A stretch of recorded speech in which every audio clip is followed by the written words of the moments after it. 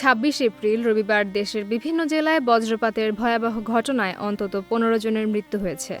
সকাল থেকে বিকেল পর্যন্ত গাইবান্ধা, সিরাজগঞ্জ, জামালপুর, ঠাকুরগাঁও, বগুড়া, নাটোর, পঞ্চগড় ও শেরপুর জেলায় এসব ঘটনা ঘটে। আহত হয়েছেন আরও কয়েকজন, পাশাপাশি গবাদি পশুরও প্রাণহানি ঘটেছে। গাইবান্ধায় সবচেয়ে বেশি ৫ জনের মৃত্যু হয়েছে। সুন্দরগঞ্জ উপজেলার দক্ষিণ ধোপাঢাঙ্গা গ্রামে বিকেলে হঠাৎ বজ্রপাতে একই স্থানে ৩ জন, ২ কিশোর ও এক তরুণ প্রাণ হারান। এ ঘটনায় একজন আহত হন এবং একটি গরুও মারা যায়। এছাড়া ফুলছড়িতে ঘোড়ার গাড়ি চালানোর সময় বজ্রপাতে এক যুবক ঘোড়াসহ মারা যান।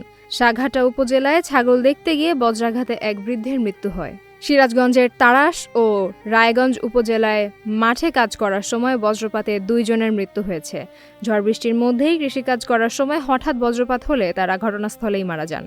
জামালপুরের সদর ও মেলান্দহ উপজেলায় বজ্রপাতে ২ জনের মৃত্যু হয়। গরু চড়াতে গিয়ে এক ব্যক্তি মারা যান। অন্যদিকে বাড়ির উঠানে রান্না করার সময় বজ্রাঘাতে গুরুতর আহত হয়ে এক গৃহবধূর মৃত্যু হয়। এ ঘটনায় আরও একজন হাসপাতালে চিকিৎসাধীন রয়েছেন। বগুড়ার গাবতলীতে জমি থেকে ছাগল আনতে গিয়ে বজ্রপাতে এক যুবকের মৃত্যু হয়েছে। ঠাকুরগাঁওয়ের পীরগঞ্জ উপজেলায় পৃথক ঘটনায় ২ জন প্রাণ হারান। নাটোরের সিংড়া উপজেলায় ধান কাটার সময় বজ্রপাতে এক শ্রমিকেরও মৃত্যু হয়েছে। শেরপুরের ঝিনাইগাতিতে ধান কাটতে গিয়ে বজ্রাঘাতে এক শিক্ষকের মৃত্যু হয়েছে। এছাড়া রাজধানীতে ঢাকা বিশ্ববিদ্যালয় এলাকায় বজ্রপাতে ২ নারী শিক্ষার্থী আহত হয়েছেন এবং তারা হাসপাতালে চিকিৎসাধীন রয়েছেন। এই আকস্মিক বজ্রপাতের ঘটনায় দেশের বিভিন্ন এলাকায় শোকের ছায়া নেমে এসেছে। বিশেষজ্ঞরা সতর্ক করে বলছেন, বজ্রপাতের সময় খোলা মাঠ বা উঁচু স্থানে অবস্থান না করে দ্রুত নিরাপদ আশ্রয়ে যাওয়া অত্যন্ত জরুরি।